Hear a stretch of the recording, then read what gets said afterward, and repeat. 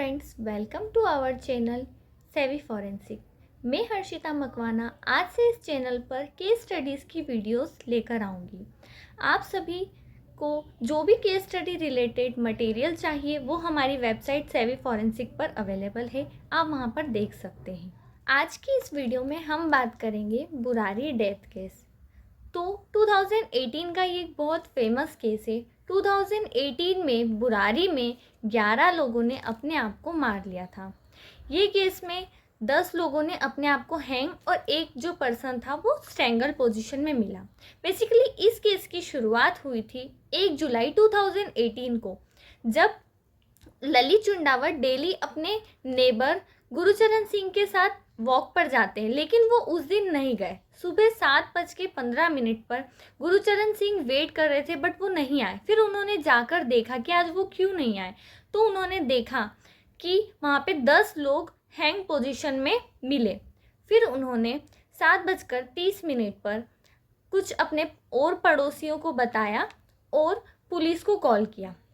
Then वहाँ देखा कि पूरी फैमिली ने अपने आप को मार दिया है और जो भी फैमिली मेम्बर्स एक सर्कुलर फॉर्म में हैंग पोजीशन में मिले और साइड वाले रूम में एक स्ट्रैंगल पोजीशन में वुमेन मिली।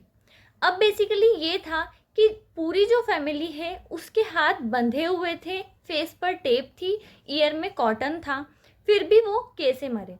लेकिन फिर जब वहाँ पे देखा कि ओनली उनके घर में एक उनका जो डॉग था ओनली वही जिंदा था, जो कि बालकनी में बंधा हुआ था।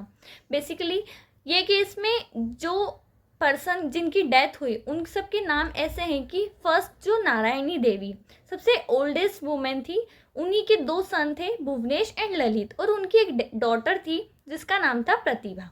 प्रतिभा की एक डॉटर थी प्रियंका। देन भुवनेश की एक वाइफ थी जिसका नाम था सविता, एंड ललित की जो वाइफ है उसका नाम था टीना। एंड भुवनेश के 3 चिल्ड्रंस एंड ललित के एक सन था शिवम। तो ये सारे जो लोग थे उन सब की डेथ हुई थी। अब इस केस की जो इन्वेस्टिगेशन है वो दिल्ली पुलिस ने की थी। वो इन्वेस्टिगेशन की जो शुरुआत थी वो कुछ ऐसे थी, कुछ एविडेंसेस जो भी मिलते गए, जैसे जैसे इन्वेस्टिगेशन चलती गई वो मैं बताती हूँ। सबसे पहला एविडेंस यही था कि जो फैमिली थी वो एक सर्कुलर फॉर्म में हैंग पोजीशन में मिली थी। फिर उसके बाद जो भी जितने भी फैमिली मेंबर थे सभी के हाथ पैर बंधे हुए थे, टेप फेस पर टेप लगी हुई थी।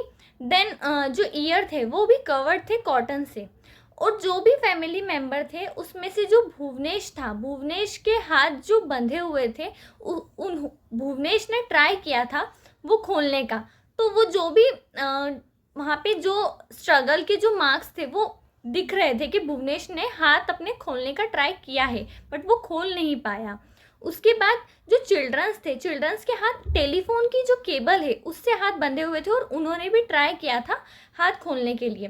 फिर जो नेक्स्ट वाला जो रूम था उसमें जो ग्रैंडमा थी नारायणी देवी उनकी बॉडी थी, लेकिन वो बेड के नीचे स्ट्रैंगल्ड पोजीशन में मिली, जो कि उनके गले में एक बेल्ट था।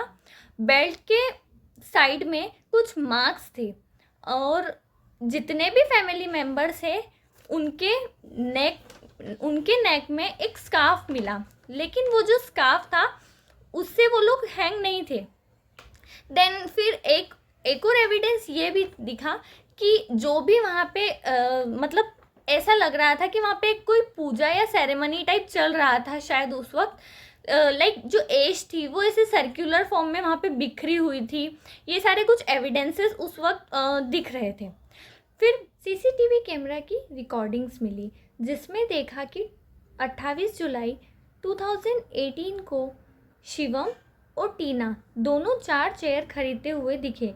फिर उन्होंने देखा कि 30 जून को शिवम और नीतू कुछ और टूल्स ये सब चीज़ें खरीदते हुए दिखे। फिर उन्होंने देखा कि जो 30 जून की रात 10:30 बजे शिवम अपनी शॉप ओपन करके कुछ वहाँ से वायर्स के बंडल्स ले रहा था।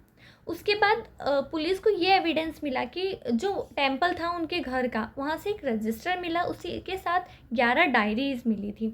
अब वो जो डायरी थी उसमें 2007 से 2018 तक सारी डिटेल्स थी। 2018 की एक दिन पहले जो इंसिडेंट हुआ तब तक की सारी एंट्रीज उसमें थी।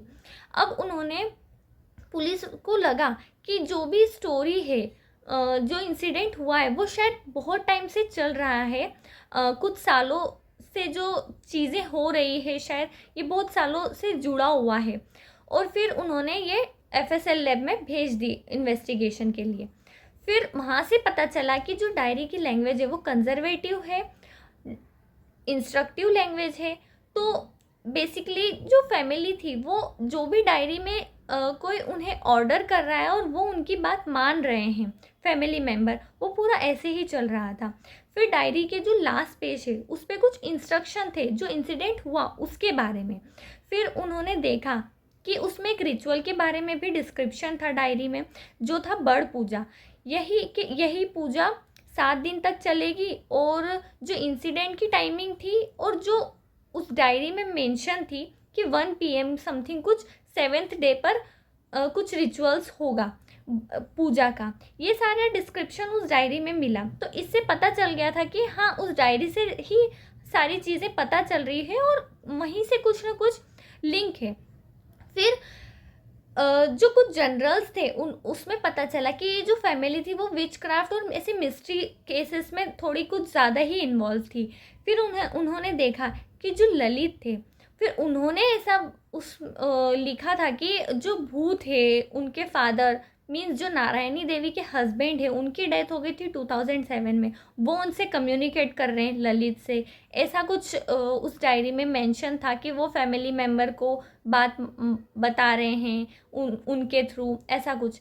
फिर ऐसा पता चला कि जो ललित है वो पैरानॉर्मल प्रोग्राम्स काफ़ी देखते थे, और कुछ आफ्टर डेथ क्या होता है वो सारे ऑनलाइन कुछ सेशंस बहुत ज़्यादा देखते थे, जिसकी वजह से उनकी ये शायद कुछ कंडीशन हुई। और ललित ने अपने फैमिली मेम्बर्स को यही बताया था कि जो उनके फादर हैं, नारायण देवी के हस्बैंड, उनकी जो आत्मा है वो उनकी बॉडी में आ गई है और वो जैसा बोल रहे हैं फैमिली को वैसा वैसा करना होगा। तो इसीलिए फैमिली मेम्बर्स जो जैसा ललित बोलता वैसा वैसा कर रही थी। बेसिकली जो ललित है उसकी ये कंडीशन इस वजह से हुई थी कि 1988 में उसका एक एक्सीडेंट हुआ था जिसमें उसके हेड पर काफ़ी इंजरीज हुई थी। उस इंजरी से थोड़ा सा मेंटली इफ़ेक्ट हुआ था। देन उसी के थोड़े टाइम बाद 2004 में एक और इंसिडेंट हुआ था जब ललित प्लाईवुड कंपनी में काम कर रहा था। वहाँ पे पता चला कि आग लग गई है। तो वही आग लगने की वजह से और ललित जो था उसकी वॉइस जो है चली गई थी। तो उस वेस्कुलर सर्जन ने बताया कि उसकी वॉइस चली गई जिसकी वजह से थोड़ा सा फिज़िकल ट्रॉमा या फिज़िकल हार्म वगैरह हुआ है उसको काफ़ी। लेकिन फिर और उसको साइकोलॉजिस्ट जो थे उनसे भी ये चीज़ पता चली थी कि उन्हें PTSD डिसऑर्डर था, और उन्होंने बोला था ललित को ट्रीटमेंट के लिए, फैमिली को भी बोला था, लेकिन कोई एग्री नहीं किया था इस बात से कि उनका ट्रीटमेंट हो। तो उस वजह से जो ललित जो थे उनका मेंटल ट्रीटमेंट प्रॉपर नहीं हो पाया था। और साइकोलॉजिस्ट के अकॉर्डिंग ये है कि अगर कोई प्रॉपर ट्रीटमेंट नहीं होता है किसी मेंटल डिसऑर्डर का, तो वो कुछ ज़्यादा ही उसका जो साइकोटिक सिज्म जो होता है वो इंक्रीज़ होता जाता है टाइम के अकॉर्डिंग।